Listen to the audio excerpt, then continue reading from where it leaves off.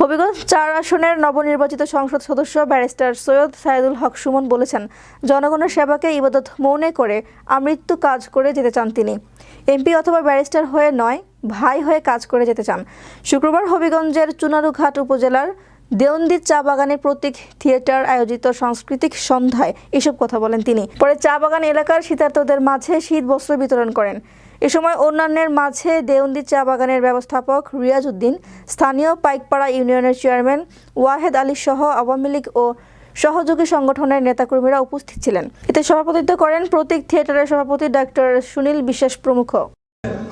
এই ঋণ কোনোদিন শোধ হবে না।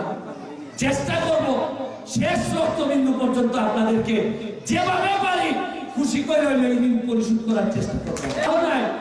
বা বোনায় তাইলে মনে রাখবেন যে ব্যারিস্টার সুমন তার ঘরে পাঠাই দিবেন এই বাচ্চা পালবো আমি ব্যারিস্টার সুমন তার বাবা। আমার বাসায় অলরেডি 2টা বাচ্চা আছে চা বাগানের, যারে আমি আমার বাসায় রাখছি চাই। আপনারা কিচ্ছু করা লাগবে না, খালি পড়াশোনাটা করান।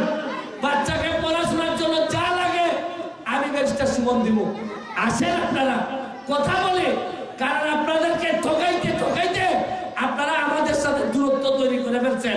আপনারা ভাবেন যে আমরা মানুষ ভালো না, আমরা আপনাদেরকে কিছু করি না, কিন্তু এইটা আর হবে না। আমি আপনাদের ভাই, আমি আপনাদের ছেলে, আমি আসছি। আর কিছু পারি না পারি হয়তো চলেই যাব, আবার হয়তো এমপি হবো না কোনোদিন, তাও যতদিন আছি আপনাদের আত্মীয় হয়ে